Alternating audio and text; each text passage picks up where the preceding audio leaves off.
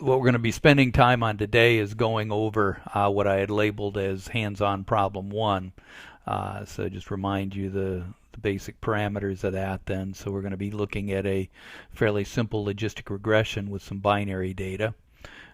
With the scenario here is that we've got a phase 2 dose finding study in cystic fibrosis patients. It's a parallel design. We've got 100 patients per arm. It's multiple doses of our drug ME2, placebo 20, 40, and 60 milligrams given once a day for 24 weeks. The primary efficacy measurement is going to be the occurrence of greater than or equal to one pulmonary exacerbation event within those 24 weeks. Then we've got a range of some covariates that might be of interest here: age, baseline FEV1, concomitant meds, particularly rhDNase or chronic antibiotics. And then the mission I gave you was to construct a model for the occurrence of pulmonary exacerbation as a function of dose and possibly some patient-specific covariates. I've provided you with a data file, and I had shown you before some exploratory plots here, just showing you the data. In this case, though, the underlying data is binary. Here I've generated summary statistics where I'm looking at the fraction of patients with a pulmonary exacerbation versus dose, and then broken out by our chronic antibiotics and by the rhDNase use here. And what did I put in the next? Well, the next one was showing some plots where I'm trying to look at it relative to some continuous covariates, FEV1 and age. And in this case, I suppose I could have done some blocking on this to maybe take groups of FEV1s and take fractions, but instead what I've done is just plotted the individual data, which appears as zeros for patients with no exacerbation and ones for those who did experience one, and then puts a local logistic regression function through this. If you look at the R script that I provided here, you can actually see the code that was used to generate these, in case you're curious. And then I was just bringing up the issue that there's also some correlation between a couple of these covariates, namely FEV1 and age. And then proposed a couple of models that we'll use. And what I was going to do today is walk through the process of building these models, as well as elements of the R scripts for working with the data. So why don't we go ahead with the simplest of the two, which is going to be our binomial model here, where we're just going to describe the exacerbations as a function of dose. We'll just do a simple linear logistic regression in this case. And so we'll have to take our 0-1 data, we'll construct our summary data, which in this case is just going to give us the number of patients with an exacerbation in each group, and describe that as binomial. And I see I should have actually put one more parameter in here, which would be the total number of patients in that group. So there should be a, here we'll scribble that out like a comma, and then just sort of an n sub I. Don't mind my terrible scribbling when I try to do it on a screen here. That's supposed to be an n sub I, believe it or not, in here. But the only one we're going to estimate, of course, is our probability term here, the p-exact. And then again, that's described in terms of a logistic regression function. We're just going to use weak priors in this instance. And just do the old normal 0 to with a variance of 1,000,000. So let's go ahead and start there, and we can come back to the more complicated model as a next step. Let's see, I don't think I had anything now in the next slide, so let's go ahead and actually jump to the compute server.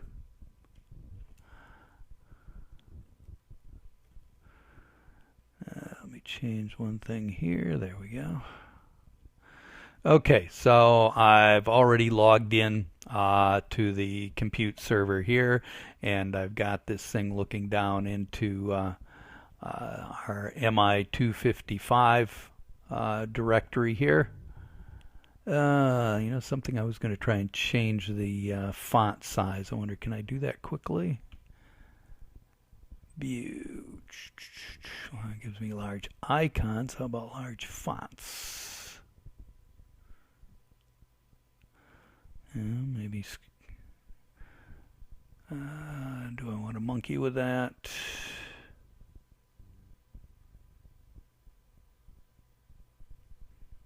Let me check one thing here to see if I can come up with something a little better. Let's see.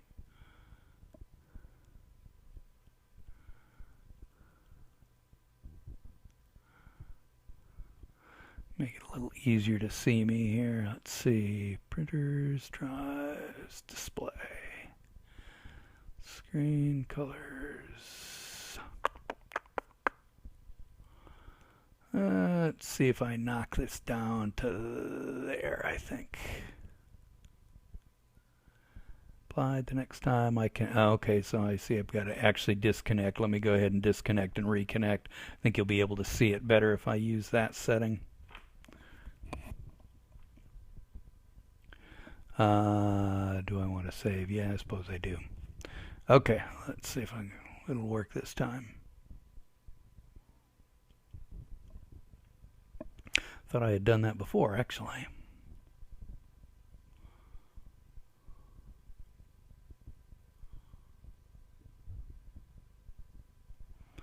Okay, now let me pull that up full screen and see if it makes stuff a little bigger. I think it does. Okay, hopefully it'll be a little easier to read.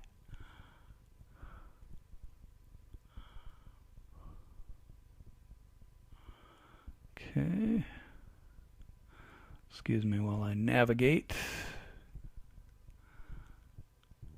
Okay, so here we go. We've got our MI255 collection of stuff here.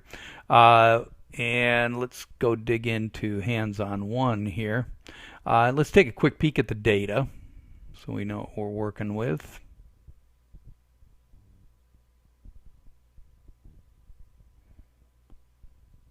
Okay, where'd it go? I think it's hiding behind there. Yes, it is. Okay. So we get a visualization of what we've got in the data. So you can see we've got a patient ID, which in this case actually we won't even need for the data because there's only one record per patient here. Dose, which we definitely will use. And so that's for our first example, that's going to be our dependent variable. I'm sorry, your independent variable.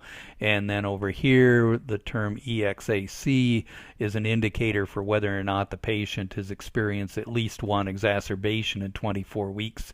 And it's 0 in the case of those patients who didn't, and 1 for those patients who did. So that's really the only part of the data we're going to use for the first model that we're looking at. When we go to the full model, we'll also consider these other covariates where we've got our baseline FEV1, we've got antibiotic use, 0 if they're not if they were not on antibiotics, 1 if they were. And for DNase, 0 if they were on DNase. I'm sorry, 1 if they were on DNase, 0 if not. And then we've also got their age in years. Okay, so that's the structure of the data, and we've got our names here. So we can see for the first things we've got dose is just called dose, and the exacerbation incidence is just called EXAC. So that's what we're going to be using. Let's go ahead and let's go ahead and close that up. Okay, and let's go ahead and fire up WinBUGS. And let's get rid of that annoying window. And we'll just go ahead and use the editor here to build our model. By the way, you can build the model in any editor, any editor that can create a text file that you want. I'm just going to go ahead and do it in WinBUGS. One nice thing about doing that is you can use it to check the syntax of the model you're doing.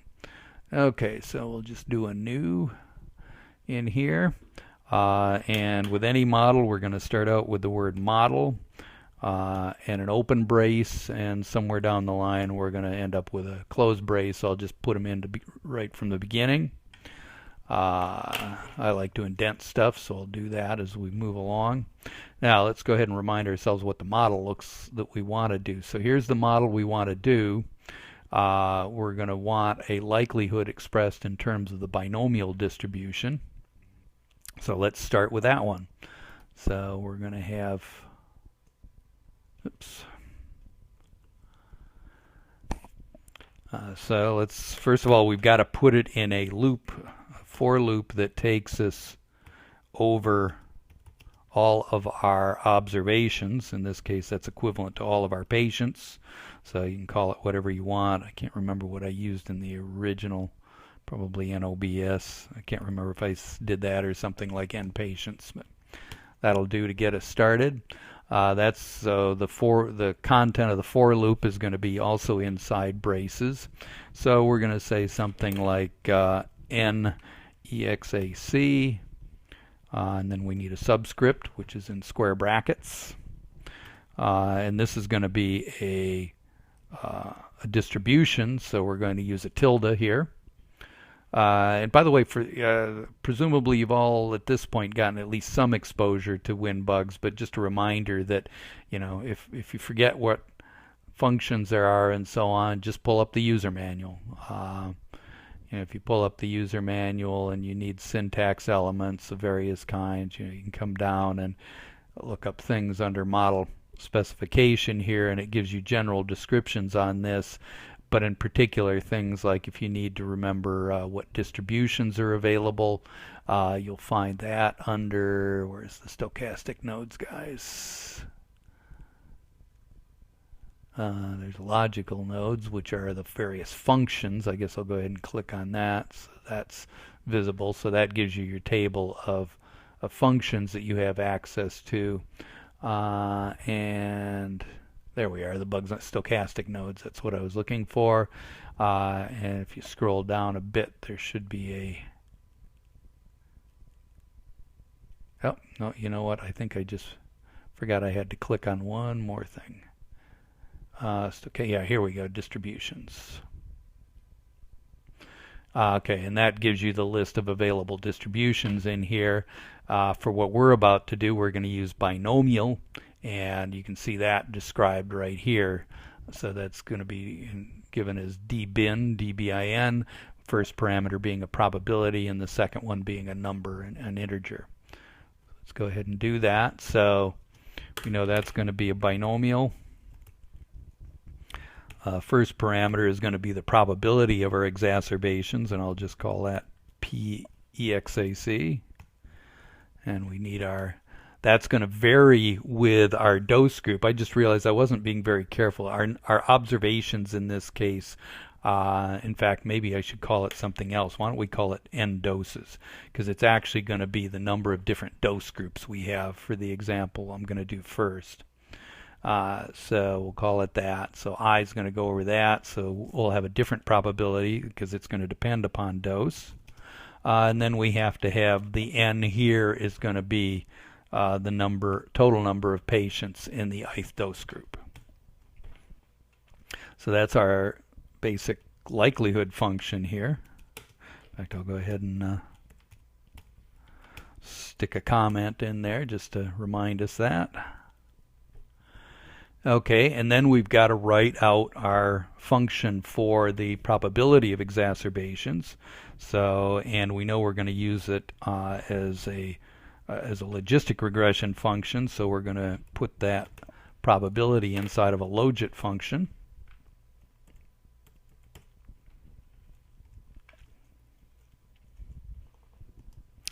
And now it's a function, or a so-called logical node in the nomenclature of WinBUGS, so we've got to have a left-hand arrow here for the assignment. And on the right-hand side, we'll have like a pair of thetas here. So why don't we just call them theta 1 and theta 2. Theta 1 for our intercept, plus theta 2 for our slope. Actually, I'm writing these as elements of an array of a two-dimensional, elements of a two-element array here, but you could have just as easily just called them theta 1, theta 2 as completely separate entities. It's really doesn't make too much difference when we've got such a small number of them.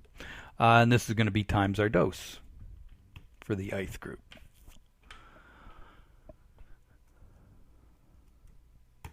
Okay, close off, and that's our loop. That's the core of our model right there. And then we've got to specify prior distributions for our thetas in this case. We can do that in a couple of ways. I'll go ahead and do it as a for loop here, though that's probably overkill for this case.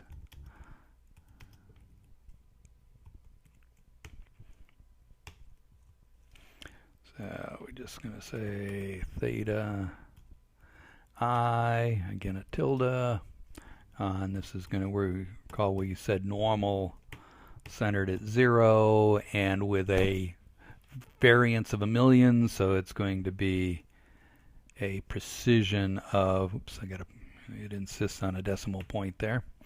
So it's going to be a precision of 10 to the minus 6.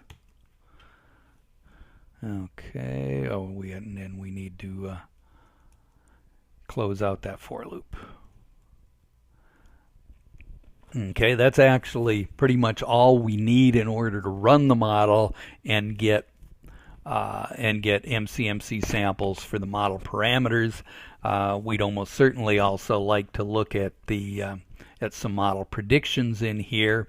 We can either do that inside WinBUGS or do it inside R, but let's go ahead and do some inside WinBUGS to illustrate that. So to get a posterior predictive distributions for the number of exacerbations, we actually can do that pretty simply by just grabbing our likelihood function here, copying that, pasting it here, and naming the left-hand side something different. I'll just call it that, an exact pred.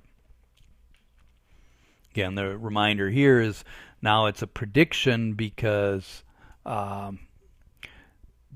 this number is not, this n exact pred is not provided as data. It is now an unknown random variable, as opposed to up here where the n exact values are going to be provided in the data set that we pass to WinBUGS. Oh, this blinking thing's driving me crazy. Let me get rid of that. Okay, so that's our model. Let's make sure I didn't do any dumb syntax errors here. So I'll go ahead and highlight the word model, go up to the model here, specification, and hit check model. It says model is syntactically correct. Of course, that doesn't mean it's logically correct, but it means at least I haven't made any obvious syntax errors. Okay, now we need an R script to drive this whole thing.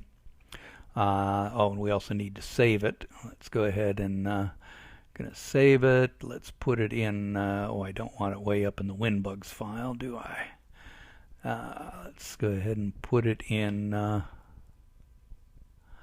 hands-on one directory. And let's give it a name. I'm gonna. Also another thing. Notice the okay, let me one thing at a time. So I'm going to put it in the hands-on directory. Since I'm going to have two different model files in here, I'm going to name them a little bit differently from each other. So I'll use hands-on one, but then why don't we say this will be hands-on one base for our base model. Now, one other complication here is WinBUGS, the default type of file that it saves is something that you'll see as this .odc extension, which is a mixture of text and a few binary elements. What we really want to do is save a text file when we're going to use it in conjunction with R to WinBUGS inside R. So I'm going to save it as plain text instead. So do that, save it, so that should take care of that. Okay, so we're pretty much done with that. I'll leave this available to us in case we need to remind ourselves of the names we're using here. Okay, and let's go ahead and fire up R.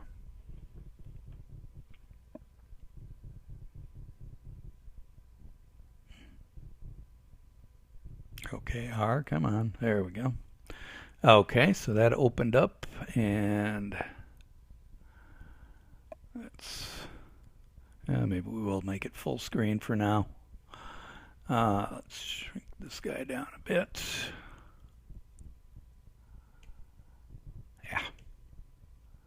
It's the trouble when I change the resolution, everything gets a little too big. Okay.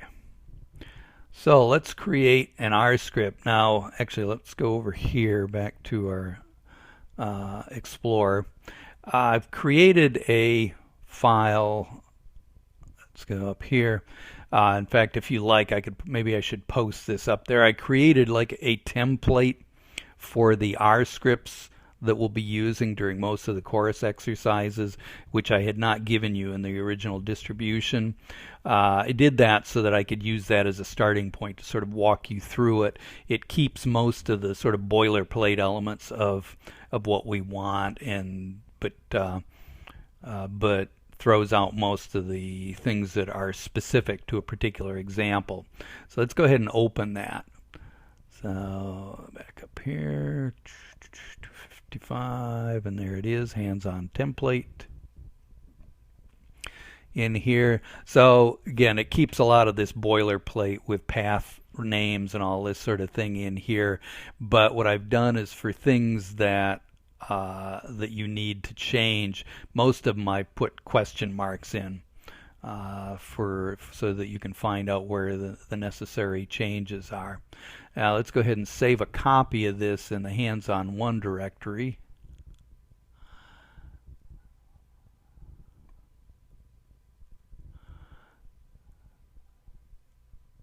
Let's call it also the same name we did the in fact, we can just cheat here. Let's do that. Let's pick that and just I think by default it'll stick an R on there, will it? I forget with Windows. Let's see if it did. It did not. Okay, that's not what I wanted to do. Let me do that once more.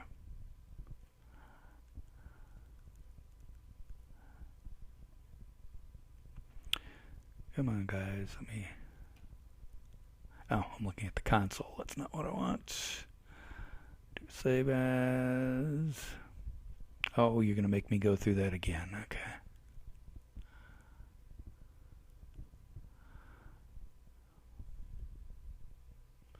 Okay, I'll just do it. Okay, let's just use hands-on 1, but stick a base in there.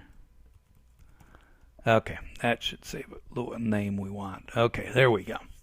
Okay, so let's go ahead and set it up that way. So, for instance, here we need to specify the model name, which will be the same as the name we use as the root name for all of our files, which we've already done here. So that's going to be hands-on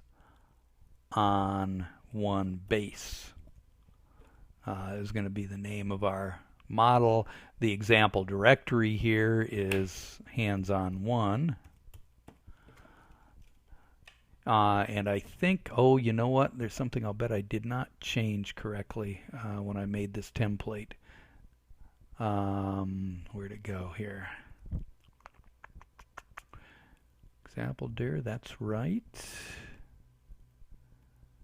Well, we'll find out when we break it later on here. I'm pretty sure I messed up one thing by using the different example dir and model dir.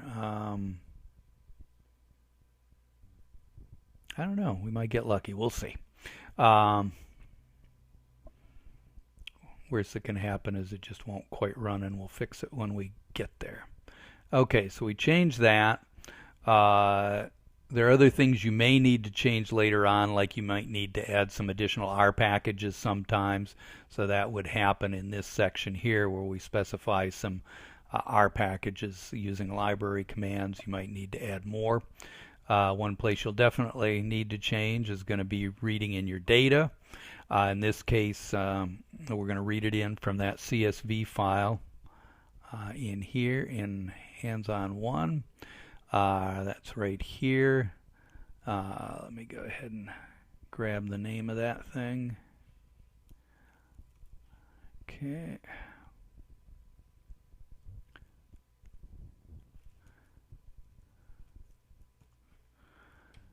Okay, so that should take care of pulling the data in. And then we have to do whatever work we need to do to create the appropriate list that contains our data suitable for bugs. In this case, we can't quite jump directly to that. We have to do one prior step on this in order to do the binomial case, because we need to take averages for, well, they're essentially equivalent to averages. We need to count up the number of events for some of this. So we need to do one step here. So we've got the original data set. We're going to create another item. I don't know, what do I want to call it? I'll just call it X2 for lack of a better name, or X data 2 here. That's right, I'm not in the Macintosh. Okay, so one thing I could use for that, I think that'll work for this case, only if I spell it right.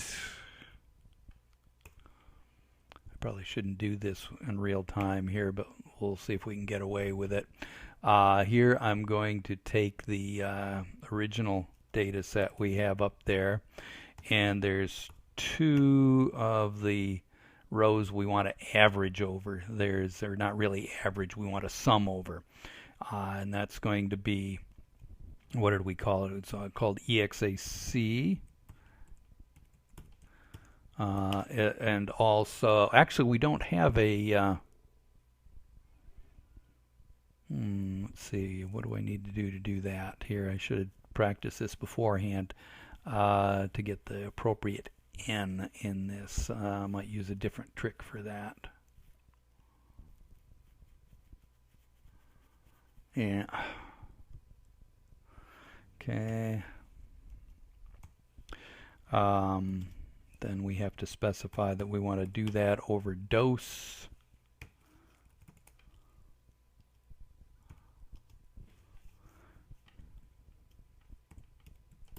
Oops, wrong.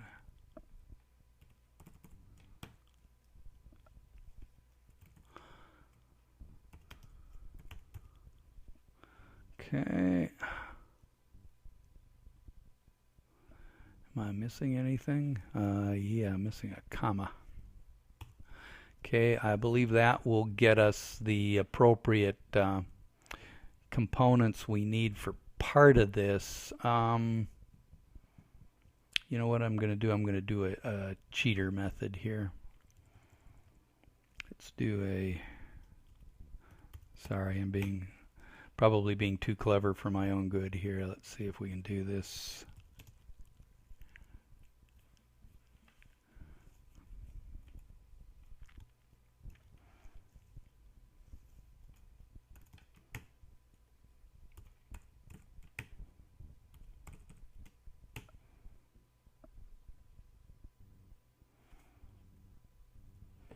Definitely being too clever for my own good.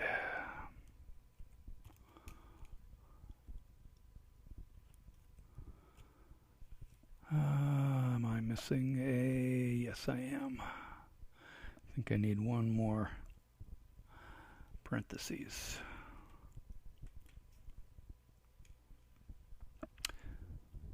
Okay, we'll check in a minute to make sure I've got the syntax right on that, but I think that'll give us what we want. In fact, why don't we actually run it right down to that?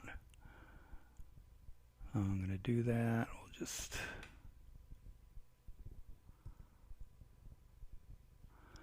Let's go ahead and run that and make sure I didn't do any dummies up to that point. Okay, it ran. Let's see what xdata2 looks like. Okay, that looks like what I want. Okay, so you can see we did the summaries where I'm getting the dose, the number of patients with exacerbations, and I'm actually a little, is that the way? Yeah, that's what does make sense. Took me a moment. And then the total number of patients, and not surprisingly, we said it was 100 per group, and this is an overly simplistic case, so we don't have any dropouts. Let me check something here. Oops.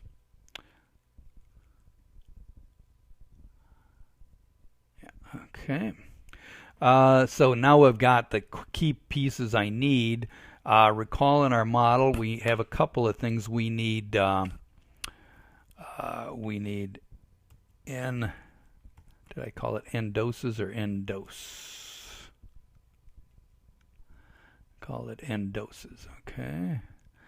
So need to say n doses is going to equal, well, heck, I know it's 4, but I guess just to show you the way I would probably deal with that in a more complicated case, I'd say however many rows we have in our xdata2 file here. Then we need our dose, which is just going to be xdata2 $dose. And then our exacerbations, our dependent variable, which is just going to be xdata2 $exacerbations. And I think that's it, except I might need to do one thing more carefully. I have a feeling that exacerbations got converted, or dose, sorry, got converted to a factor here.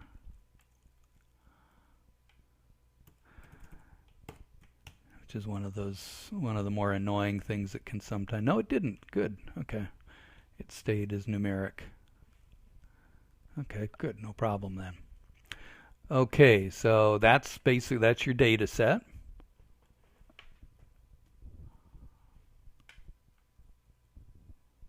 Okay, what happened to there they are. Why did it move down there? Excuse me while I fix something.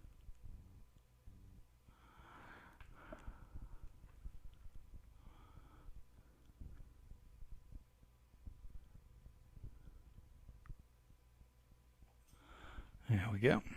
Okay, okay, and now we need initial estimates for our parameters, and we only have 2 to worry about. We have our 2 thetas. So we can say theta equals, and actually I haven't even thought about what kind of values the thetas might take on. I suppose we could take a look at our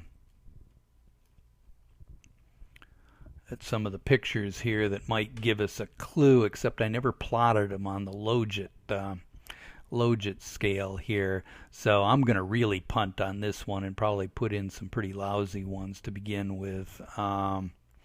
Let's see, we're not too far away from a starting point of around a probability of a half, depending on which group you're looking at. So Logit of a half is just 0. So that gives you some idea on that. I am a little more clueless on sort of eyeballing from these what the slope is going to be. So we'll be a bit crude in our initial estimates, but given how simple this model is, I don't think that's going to cause us too much grief. Okay, so we'll just make up something, and again I'm going to do this as a function where we sample some sort of distribution, so we get different values for each chain.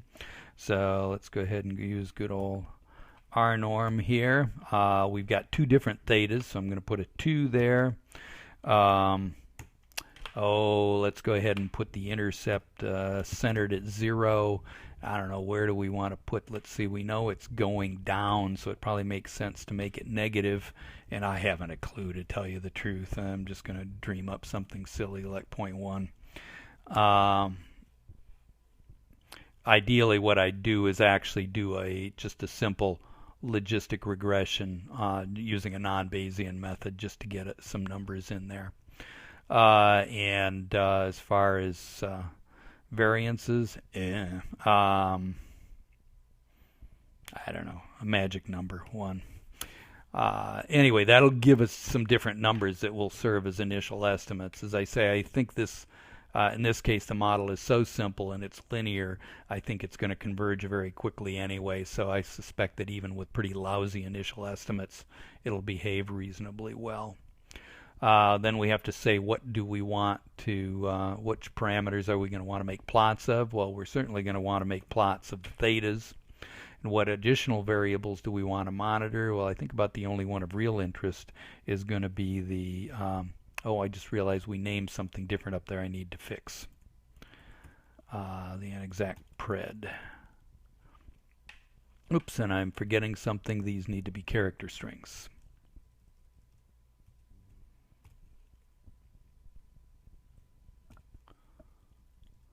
By the way, feel free if you have questions as we go along to ask them. I'm sort of keeping my eye peeled for anything that might pop up there. One thing I was a little messy on is naming here, and if you recall that inside our model I called this nexact, so we should do the same here. So changing that to nexact there. And I don't think anything else. No, I don't think I've broken anything else there.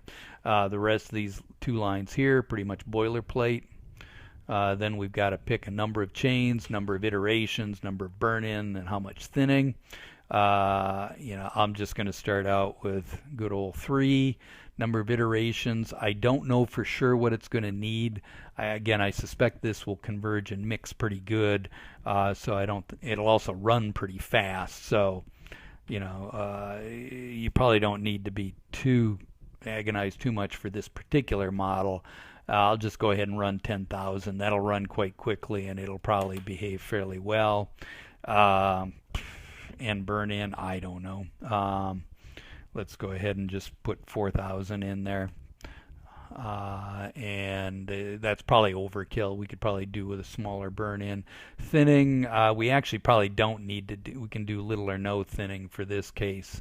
But I'll go ahead and put a 5 in here. What's that going to leave us with? That'll leave us with, let's see, 6,000. So we'll have what? We got 6,000, we'll put 5, so what does that mean? I'm going to end up with 1,200 left over, something like that for each one of these things. So 3,600 total, which ought to be adequate to get reasonable precision. Let's see, got a question here. Do I need to input n in the data set? Yes, I do. Good catch. Somebody spotted I missed something. I need an n here because that's part of the information we need to provide. So I need to say, yeah, we would have found that out pretty quickly when we tried to run it, that's for sure. And I believe I called it n, right? Yes. Okay, that should fix that. And let's see, so we've got that. The bugs will run. That's just all boilerplate right there. More boilerplate. Place where the boilerplate kind of, oops, it's moving too fast. Boilerplate kind of ends here. Is when we get down to plots to describe posterior predictions. In here, what I've done is I put it. The example I put in here is consistent with the model we're doing. Although I say I didn't use the name consistent with the model we're doing, so we need to fix that. And let's see. In fact, there's some things I don't need to do in this. In the way I did it. This was actually for the example for. This is actually more consistent with the example where we're working with the individual data, so let's change it. What I want to do here is I want to make a plot which is going to plot the fraction of patients with an exacerbation versus dose. And I want to put the data, the observed data on there, and then overlay it with some representation of the fit. In this case, it's going to be a posterior median and the 5th and 95th percentiles. So we get a representation of the posterior predictive distribution with some credible intervals. So let's go ahead and do that. We're going to name. So first thing I got to do is grab the predicted values in here. So I just want to take the subset of that posterior distribution that contains our predicted values for the number of exacerbations. So I'm doing that. Actually, I don't need this aggregate here any longer. In fact, all we need really here, let's get rid of this. X1 is now just going to be that thing we called xdata2. Just our data, basically the derived data set we use. Come on, there we go. In here, okay, so let's see, we're pulling in the dose. And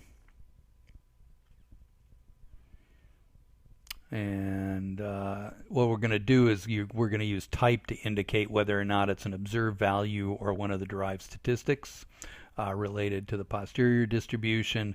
And these lines right here all have to do with generating the 95th percentile and the median from the predicted values of the data. Let's see here. Yeah, I got some messy bits because the names aren't consistent here. So let me fix that. This is going to be xdata 2. You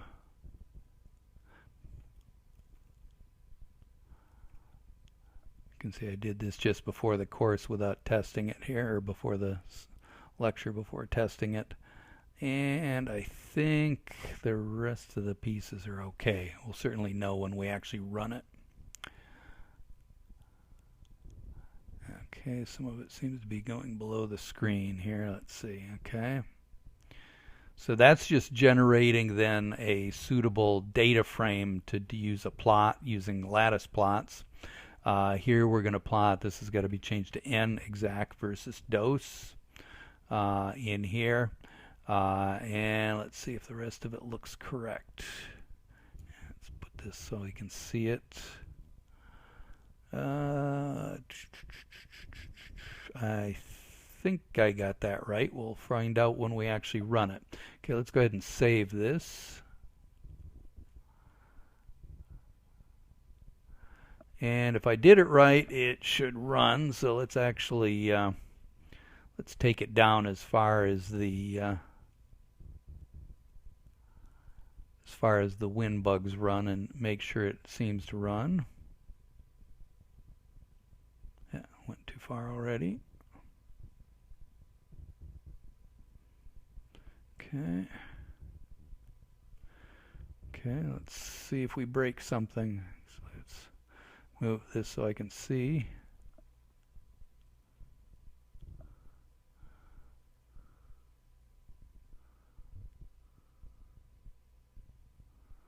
Okay, it opened and I made a mistake somewhere. Let's see what I did.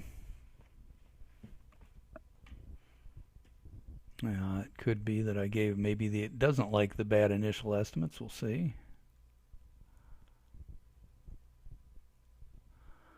See what it says in here first.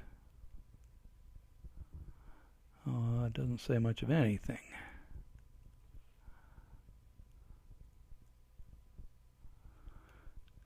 Okay. Undefined real result. Okay, so let's see what we might have broken. I don't want to look at the license.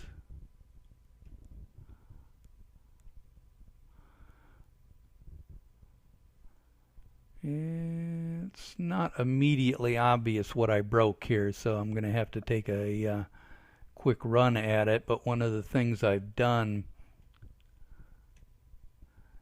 Okay, we don't want that there.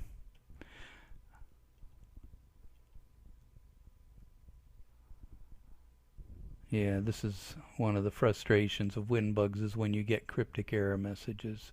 Let's see, so which number is really bad?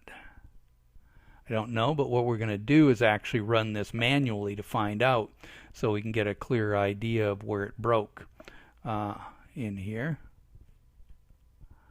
And let's, what I'm going to do, let's go ahead and on the R.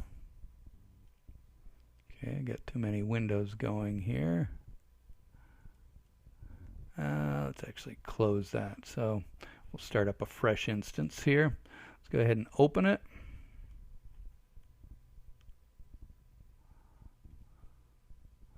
And now one of the things I've done here is I deliberately, if you recall in here I talked before about the clear WD and debug settings. I set them so that it would not erase the various files. So what I'm going to do is actually start by grabbing our model. Okay, and as well as grabbing the data and initial estimates. So there should be there's a file called data, and actually it's we can probably just test it using a single set of initial estimates here. Let's go ahead and pull those in over here. And let's see what we might have broken. Let's see if there's anything obvious just looking at the data. Nothing jumping out at me yet. The initial estimates. Okay. So again, we go through, and here's where I use manual running of this to do the debugging. So we can check again the model.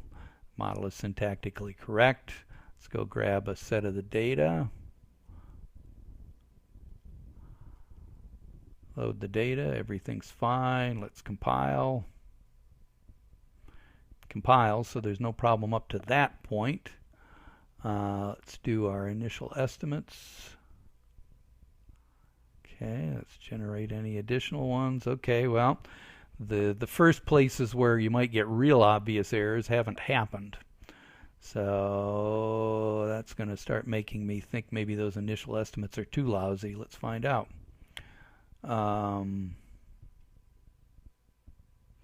So let's make sure the n-exacts are what they should be too. We've got 42, 34, 30, 22. Yeah, those make sense. Okay.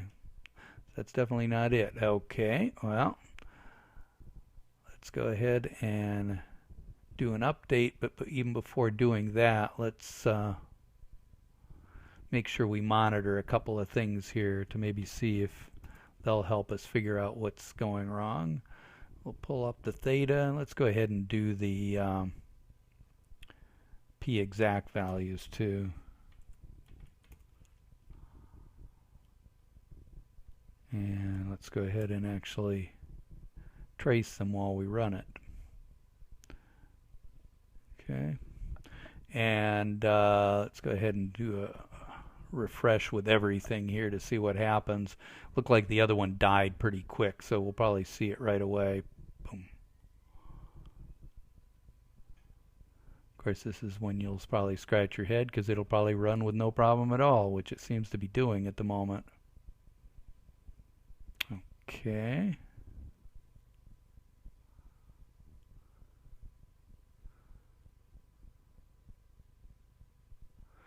Okay, it may have been one of the initial estimates that just started out in a really bad place then, because obviously this particular chain, at least so far, is going on just fine, and we had encountered that other error pretty much instantly. So maybe we just need to use better initial estimates, and what I'm actually going to do is when this, we're going to run this a little longer and actually take the estimates from this single chain and use them as the initial estimates for the remainder of the chains, and not throw such, and probably also throw a smaller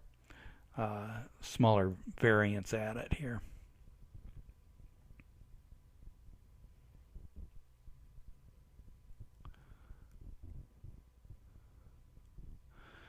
Okay, let's see what it'll give us in the way of if it'll give us some statistics on that. Okay, it does. I see by setting the font large, it kind of messes up the way the table looks. But we can probably still fake it well enough. Okay, so it looks like we got a mean here for our theta of about minus 0.34, and for our theta 2 about minus 0.015. So why don't we take advantage of that piece of information and put it here. So what did I say those were? Minus 0.34.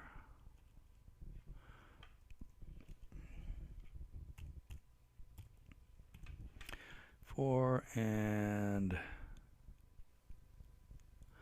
slope about minus 0.015.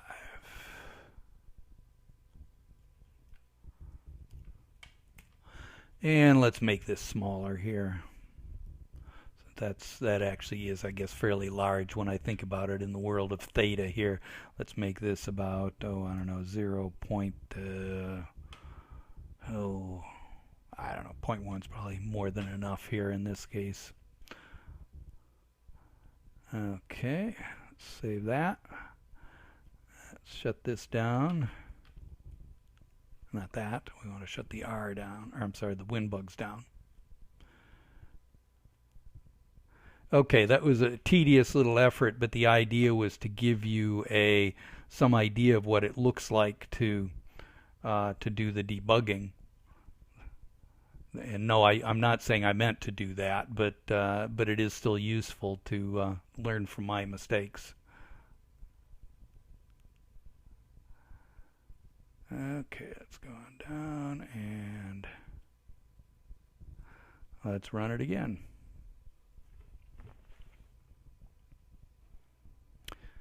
Okay, it looks a whole lot happier that time. Okay, now I set it on debug, so it's actually completely done, but because I set debug equals to true, it leaves WinBUGs open in case we do want to interact with it for some reason. We don't any longer. Let's go ahead and close it. And it'll return control back to R. So it appears to have run without error at that point. Let's do our usual stuff for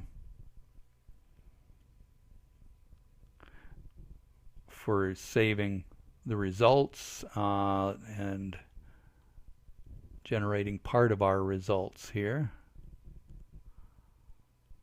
What was that?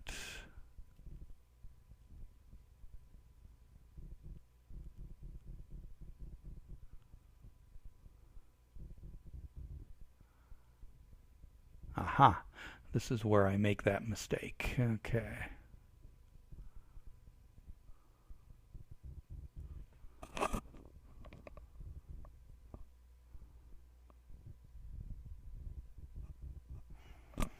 Now I got to remember how to fix that.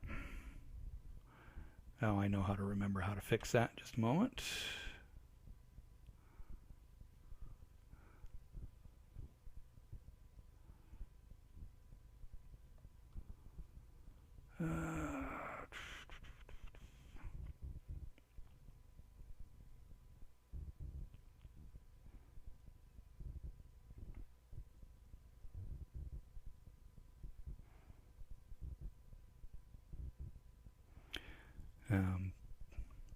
This is where I messed up the path names, I think. Let me find an example that I know uses path names in a similar fashion here.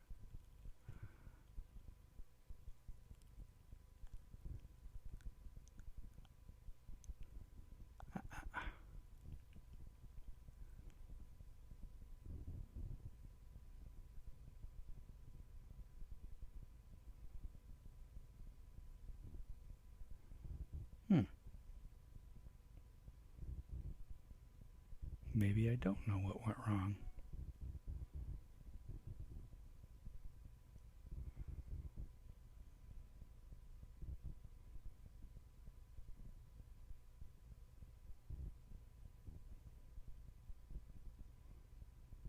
I see that's the problem with trying to do these things in real time.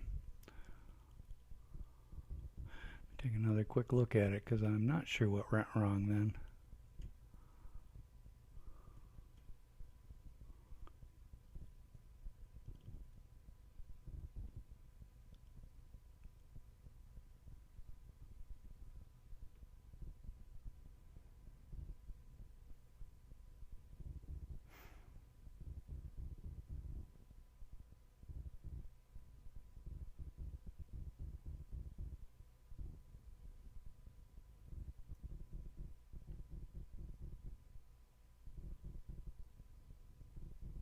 Okay, let me take a quick look. If I get too if it slows down too much here, we're going to move to the solved examples here, because it obviously ran okay, except for whatever error is going on there.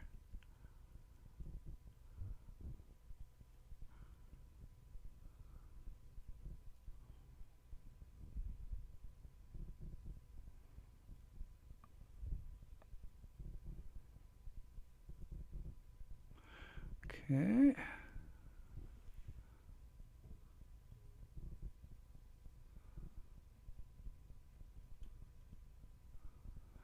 Okay, cannot open the connection. Base.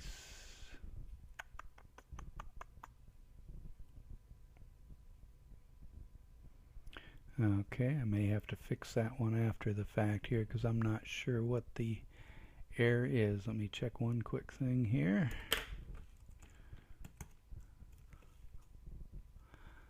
That makes sense.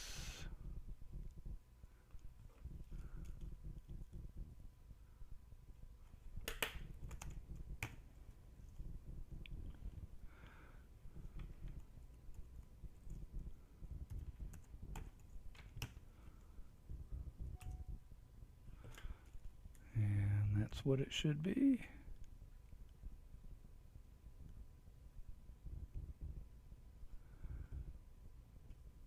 Okay, well, I may move on because I'm not sure I want to spend time in front of you debugging what is going on there because it's not obvious to me what's going on there.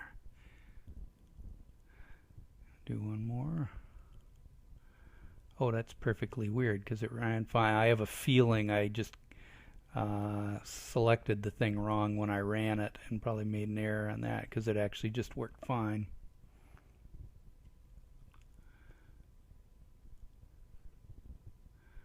At least I think I did. Let's do a refresh. Where is it?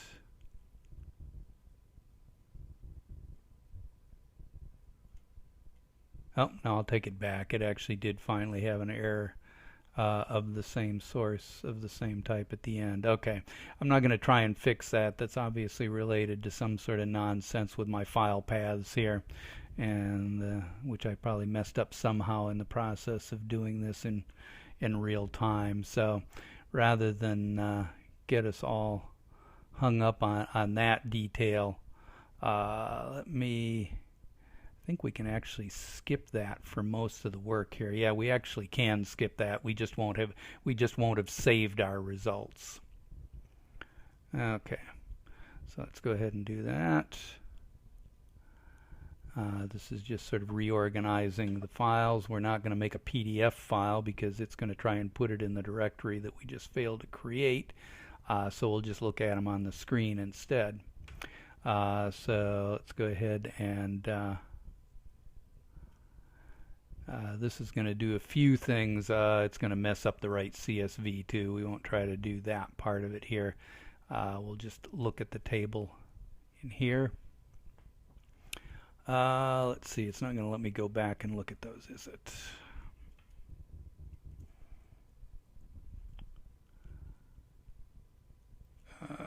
Now I got to remember how to do that with Windows here.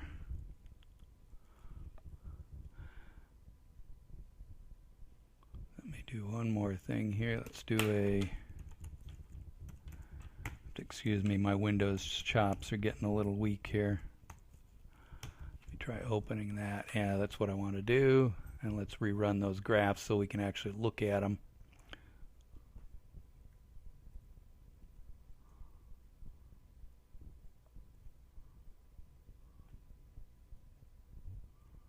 Oh, except we don't want to do the right. There we go.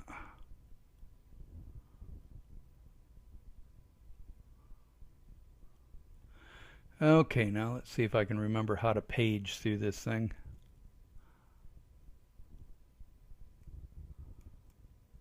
Oh, sometimes I don't like Windows too much. Okay, what I'm trying to do is it would show a history plot, which it's not letting me get to. So let's ignore that for now here. That's just me being weak on Windows. Okay, but with this one we can do for our prediction. Let me make sure I didn't mess up the first part here.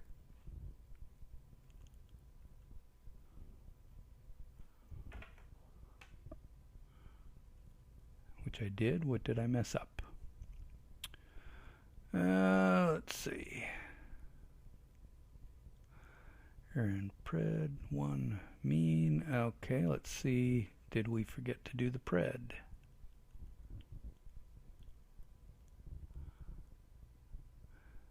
It's still monkeying around with something on that. Let's double check what's going on here. We did use the name AnExactPred, I believe.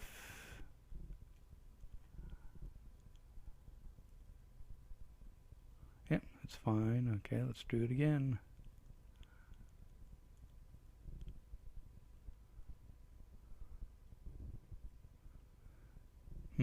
Let's see what we got in the way of pred.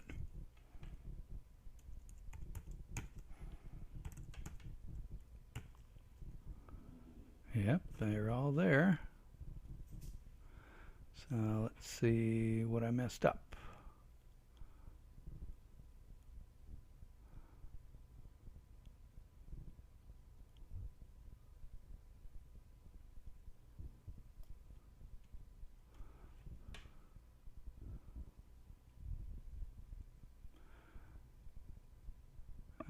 Okay. Well, remind me not to do these things in real time like this. There's too many things to break, especially in a complicated one like this. Oh, actually, let's double check x1. That's what I'm doing, isn't it?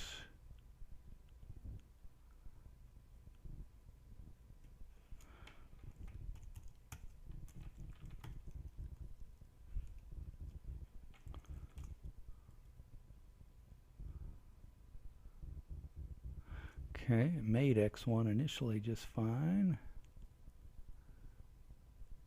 Oh, what about x2?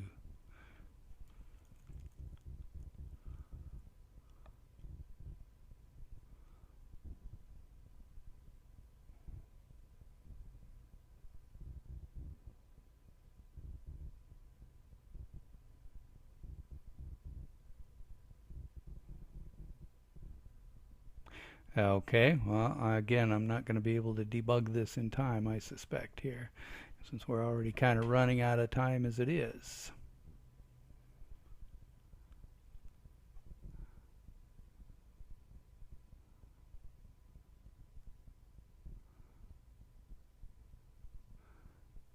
Okay, well,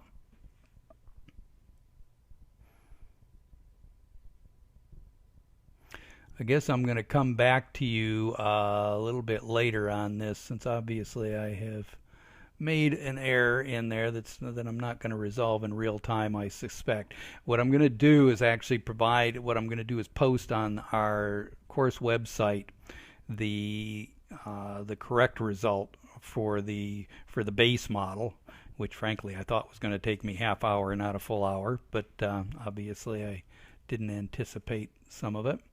And then let me point out that for the full model, that information is already, or at least the script for it is already posted. So inside there you'll see the hands1R is the corresponding R script, and the hands1 text is the text for the full model in here. So I recommend you take a look over those. I might want to, given the fiasco of trying to walk through this one in real time, actually spend maybe a little bit of time stepping through some of the key elements of the full model during our lecture session next time, though not the full hour like we're doing here. Since it being our first sort of homework example, it would be good for you to get a clear sense of how to proceed for subsequent hands-on examples. So we'll maybe spend a little extra time on that on the next go-around. So in the meantime, I'll fix this one up and get it to you and post it so that you can see it functioning. In the meantime, I'm going to let you go. Let me see if, okay, what happened to my question? See in the meantime if there's any last questions other than how do you do this correctly at the end here.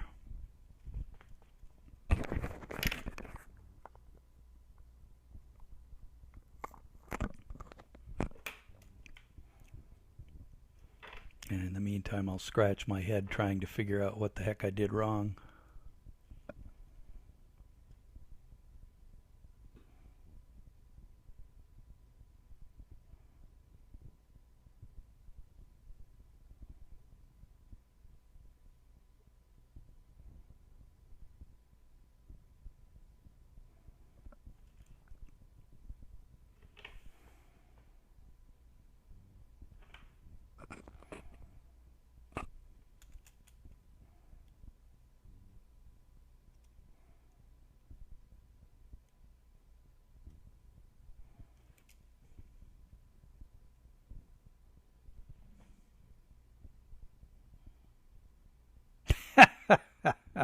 Yeah. Actually, I don't know. I'm presuming these questions can be seen by everybody. I just saw Andreas is here about. It's a good refresher to remind you what you hate about WinBUGs, namely the debugging part. And then I have the question: what does the trap window in WinBUGs mean? Well, the trap window, first of all, is a set of messages that are describing usually there's one point that describes the error, and then there's sort of it lists the entire chain of procedures inside one WinBUGs that leads up to the final one where the error occurs. If we had WinBUG source code, we could actually drill down into that source code to see where the error occurred. Unfortunately, WinBUGs is only distributed as object code, so we can't do that. Occasionally, the first pieces of a trap are at least somewhat informative, telling you things like, maybe there's an error in calculations, like a real, a error in the real or floating point arithmetic that's going on, which sometimes gives you a clue of things like things going off to essentially infinity or minus infinity. But often the messages are a bit too cryptic unless you know the underlying architecture.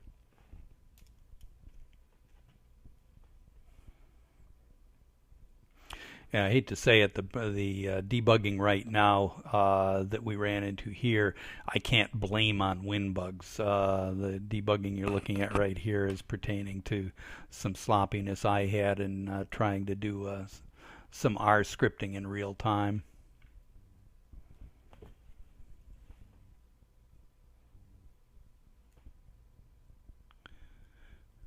What should we look for in trap? I usually I would not dig too far down the list. I would stick with first of all, there's usually a key message, and I don't think I didn't keep the bugs window open that had the trap in it. In this one, I think it said something about undefined real result for this example, and that gives you a clue that there was a floating point error of some kind. And sometimes you can get some idea where it might be by looking at what procedure, the first procedure it lists is the one in which the error was actually encountered. And sometimes that may give you a clue, but often not much of a clue. Again, you almost have to know the architecture to get that.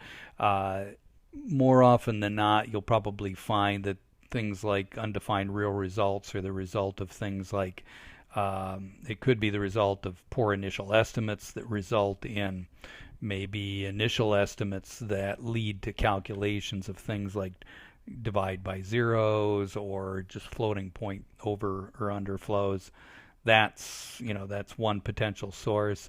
In other cases, if you've got a model that's just the data is just such that the combination of the complexity of the model plus the data lead to a model that just does not converge well and eventually wanders off into a space where you might get a floating point error. So there's that kind. Other kinds are more frustrating, and I'm not even going to try and go through a laundry list of some of those, but some of them have to do with the quirks of some of the samplers that can lead to certain kinds of errors. But again, by far the most common one you'll get will be an undefined real result.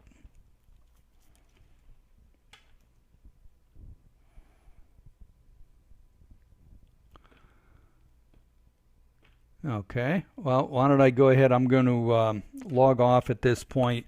As I say, I'll take a look at what I did wrong here in the and not without an audience at that point, and you should be able to get something fairly shortly today that'll correct it.